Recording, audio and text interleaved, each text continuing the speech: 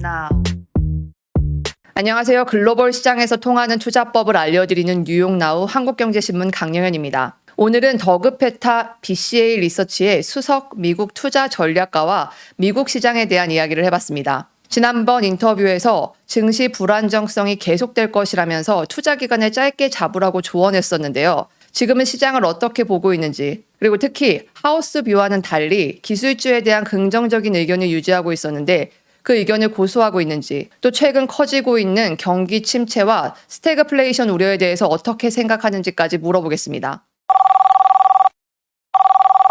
Stock market looks like it's going to down endlessly. What do you think is the cause of this market volatility? How long will it last? We had plenty of reason to be concerned about inflation in the United States, inflation globally, and the Fed's response to it. Two of the big drivers of the upward inflation pressures have been the disruptions to commodity markets that emerged from Russia's invasion of Ukraine, and also from renewed outbreaks of COVID in China and China's response to those outbreaks in sticking to its zero COVID policy, which has problematic implications for the supply of manufactured goods, as well as the transport of goods once they are manufactured. So what we've seen is those pressures on inflation have worsened as the West's response to Russia's actions in Ukraine have just gotten larger and larger. They've encompassed more and more things to the point where Europe earlier this week was discussing no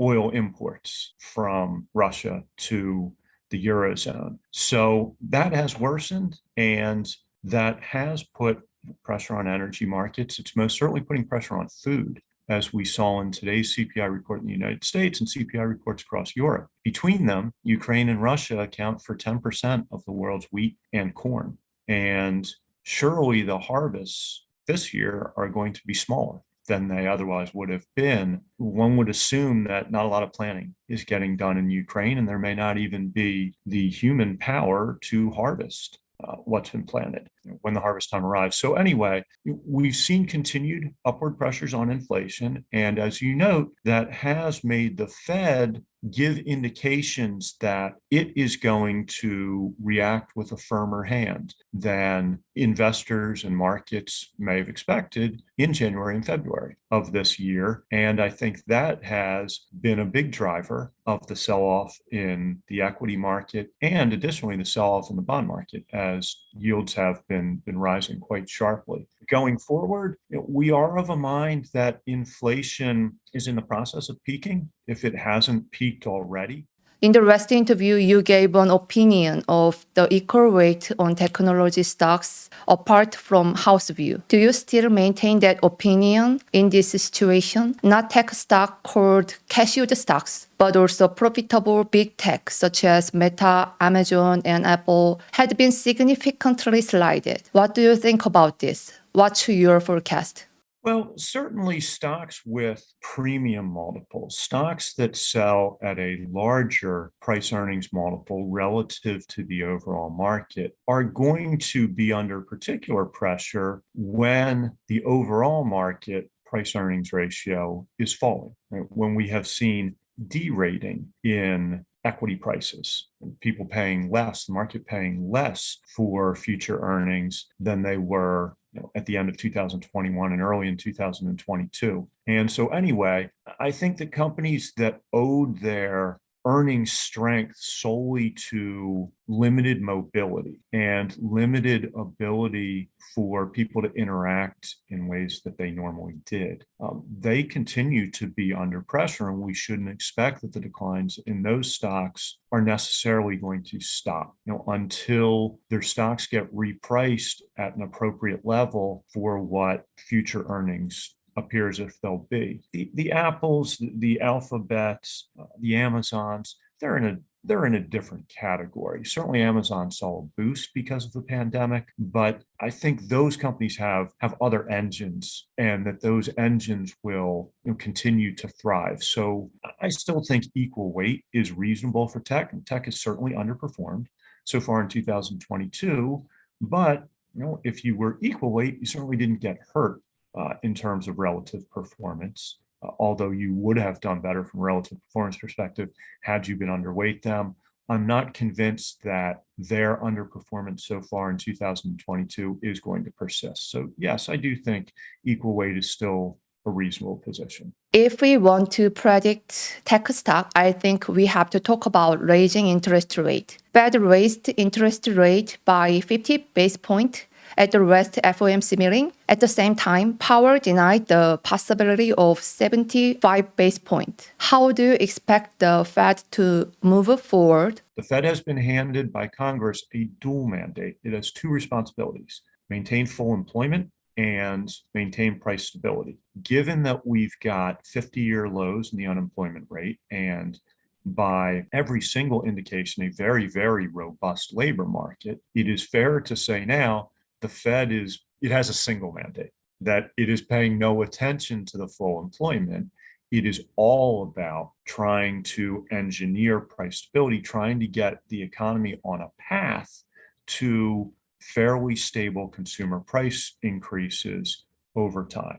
As far as what we expect from the Fed moving forward, it was our view at BCA that Chair Powell spelled it out pretty clearly in last week's press conference. The Fed, it would take a really big surprise for the Fed to do anything other than hike the Fed funds rate by 50 basis points at its meeting in June and 50 basis points again at its meeting in July. So we think that, over the next 12 weeks, meetings are every 6 weeks.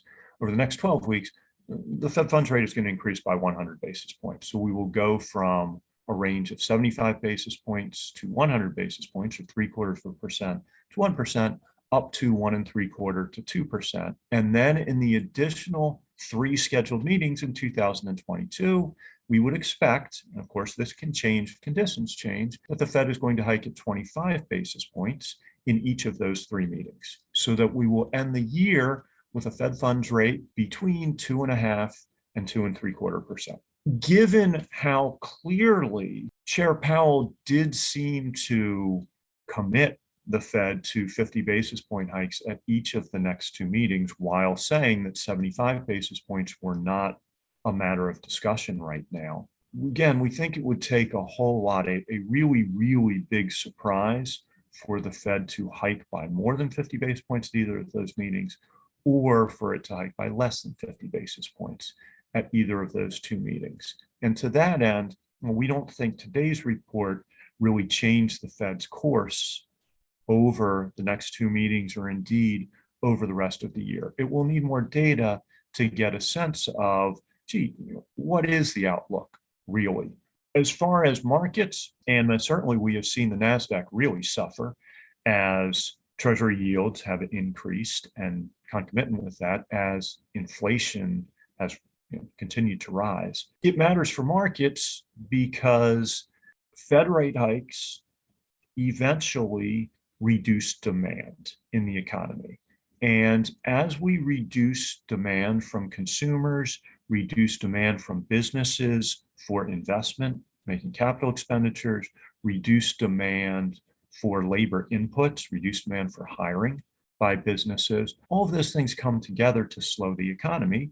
And if the economy slows, then corporate earnings slow. The rate of corporate earnings growth slows, and if we have a recession, corporate earnings actually contract. And ultimately, what any investor in stocks is doing is buying a claim on a company's future earnings. So if earnings are falling, then fundamentally, stock prices are going to face pressure. And unless the price earnings ratio, unless the amount that investors are willing to pay, the multiple investors are willing to pay for each future dollar increases, when earnings fall, you have stock prices fall. Now, we haven't seen earnings fall yet, but investors are paying considerably less for each future dollar of earnings than they were at the end of 2021 and the beginning of 2022.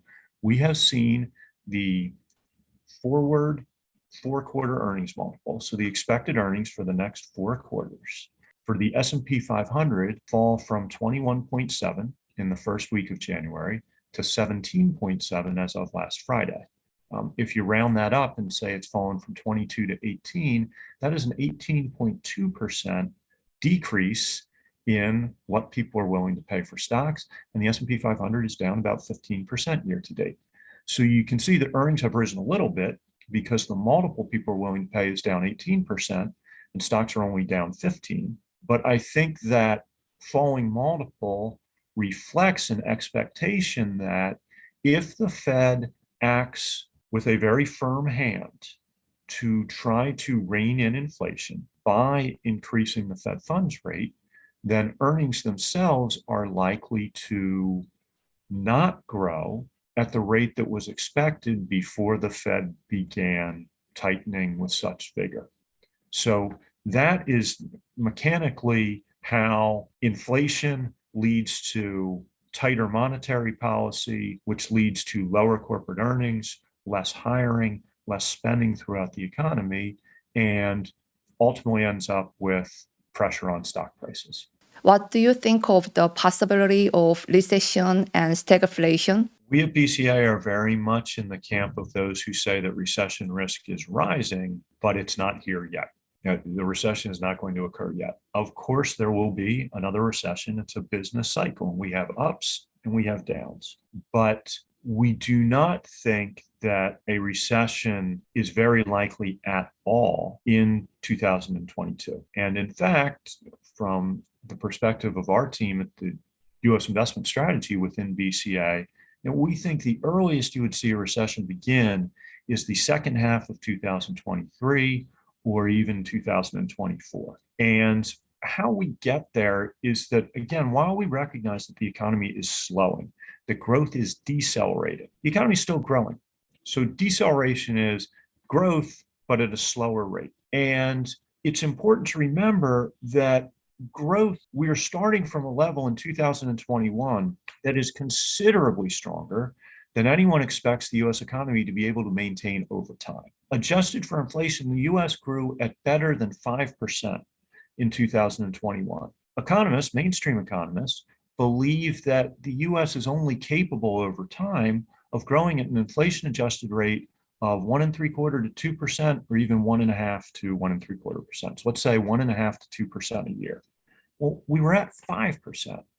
So even a deceleration into 3-something% for calendar 2022 still represents very, very strong growth that isn't likely to be repeated over a time frame as long as a whole year, much less 2 years of 4-something% growth.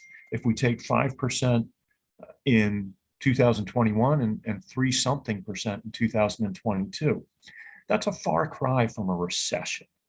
And so we do think recession is very unlikely, and we believe that we're going to have solidly above trend growth in calendar 2022 because consumption is 2/3 of the United States economy, and households are incredibly flush right now. We calculate that in the aggregate, American households have over $2 trillion of excess savings above what they would have amassed if there hadn't been a pandemic. Additionally, household wealth, so it's a different household wealth encompasses more than just savings. Household wealth and appreciation in home prices, appreciation in financial assets like stocks, like bonds. Household net worth, including the first quarter of 2020, which was the worst quarter on record. These data go back to the late 1940s. Household net worth, adjusted for inflation, has never grown over an 8-quarter period like it did for all of calendar 2020 and calendar 2021. So households have a lot more capacity to spend. Additionally, with that buildup of excess savings, households paid down a considerable amount of debt. So they are on much better footing in terms of household balance sheets because they are not as levered as they were, because the burden of servicing the debt that they have is as low as it has been in 40 plus years. Not only do they have a lot of resources to support more spending in terms of increased savings, in terms of increased household wealth after you factor in the increases in home prices and the increases in stock prices, that they've got plenty of capacity to borrow more, to augment that. So we absolutely do not expect a shortfall in consumer spending in the United States in 2022, despite the impact of inflation, because that $2 trillion of excess savings provides a lot of cushion for lower income households, even as they confront increasing gasoline prices and increasing food prices. So we absolutely think that this Fed tightening cycle will ultimately result in a recession.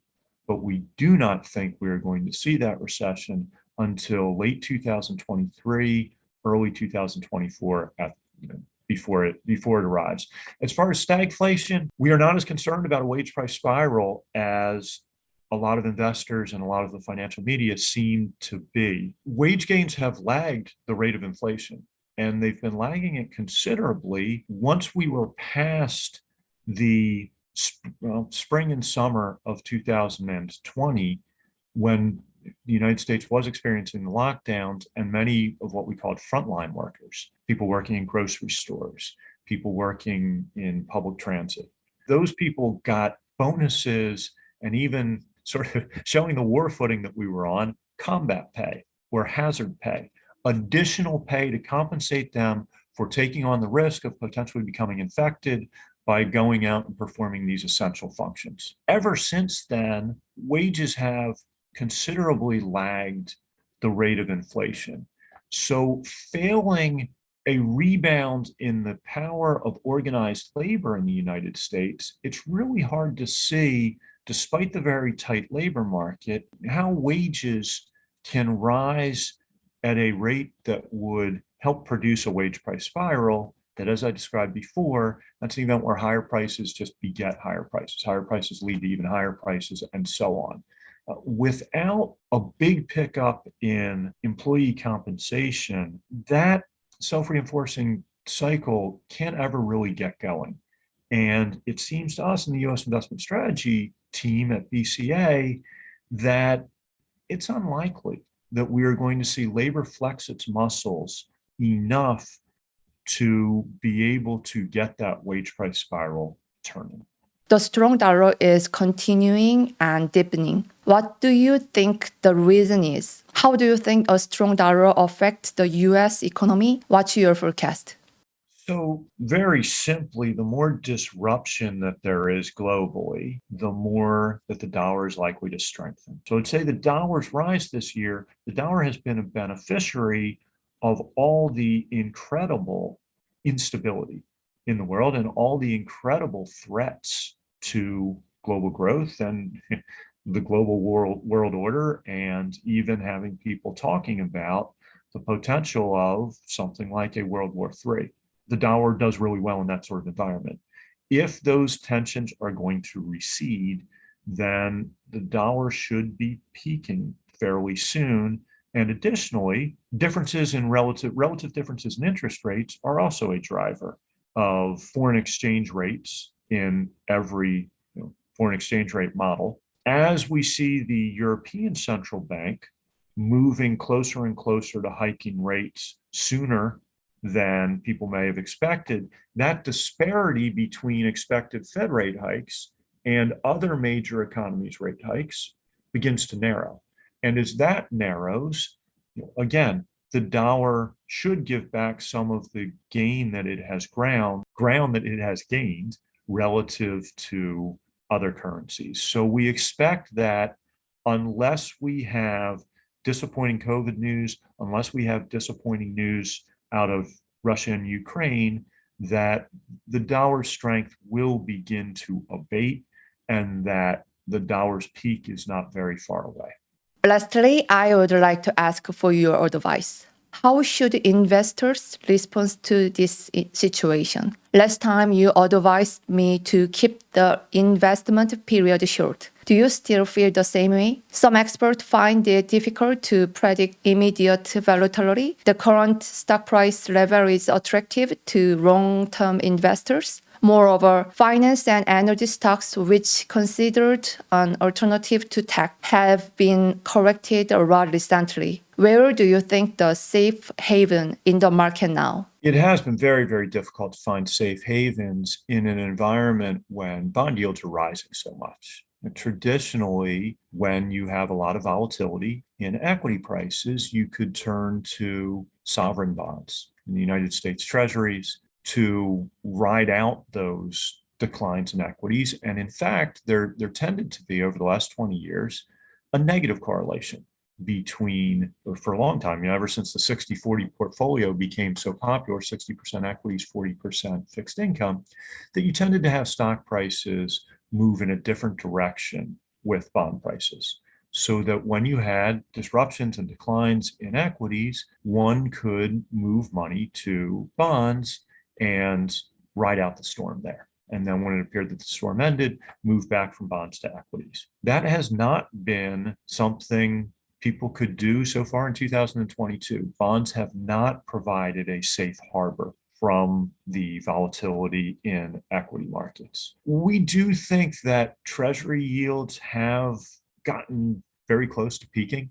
We do expect that we are going to see Treasury yields come back down so that they may again offer something of a safe haven for investors from volatility. However, what we've seen so far is that when yields fall, then the NASDAQ recovers, or when yields rise, the NASDAQ really gets hurt. But the correlation between bond prices and stock prices has gone from being negative to being positive, so that there isn't a great place to hide. The good news from our perspective is that we think this is a good time to be looking at equities. Prices have come off a lot. As I mentioned, in the United States, the forward four-quarter multiple is down 18%. It's gone from, again, 21.7 to 17.7 as of last Friday, and it's probably down to about 17.5 now, given the decline on Monday. But globally, and that's not cheap relative to history, but globally, the MSCI All-Country World Index, excluding the United States, is trading at 12.6 times forward four-quarter earnings. That's an attractive level. And overall, that all-country world index, including the US, is at 15.6, which does seem reasonable, especially in an environment when interest rates are, even though they've backed up, are still relatively low compared to history. So we do think this is an interesting time tactically from a short-term perspective to be looking at equities, and in particular to be considering equities outside of the United States. As we mentioned in our previous conversation, yes, we very much believe that reducing time horizons, having a shorter holding period for investments makes a lot of sense, given the very large volatility that we are seeing, that it makes sense. If you're in a boat and the waves are picking up, you want to get closer to the shore. And a way an investor can do that is by reducing his or her holding periods, reducing his or her time horizon. So certainly for any tactical move, any short-term move that any investor would take, we recommend having very tight stops on that position. That if you buy something at $100, that if it goes down to 97.5, down 2.5%, that you exit it. Or if it, perhaps you have that at 95, down 5%. And once those stops are hit, you exit the position and just stand on the sidelines and wait and reassess the environment. I think that works for any investor of any time frame, and investors, especially institutional investors, have very different time frames. Pension fund or an endowment versus a hedge fund, it's quite different. But for all of them, I do think it makes sense to compress holding periods or time horizons right now until the volatility dies down somewhat. But we don't think investors should forget, with these really big swings, opportunities come around more often. Opportunities to buy or sell an asset at a price that is temporarily divorced from its fundamental value. That does create opportunities, especially for investors who are more suited to be trading frequently. I think it's very important to remember something Benjamin Graham, the father of value investing and Warren Buffett's primary mentor, said, that the outstanding characteristic of markets is to make a mountain out of a molehill. Restated, Benjamin Graham's saying the outstanding characteristic of markets in the short term is to overreact. And given the really wild swings we're seeing now, it is possible that there's more overreaction going on than normally does. If you're not an investor who's equipped to move tactically, to trade frequently, then perhaps it makes sense to hold more cash than you otherwise would.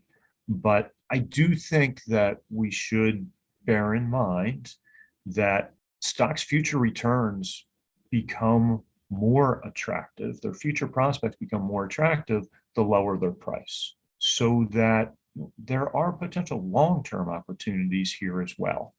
And we don't want to bury our heads in the sand just because we have seen sharp declines. That is what the crowd may do, that's what the herd may do, but the real opportunities to make money in markets is by diverging from the herd when you pick up on something that the herd doesn't.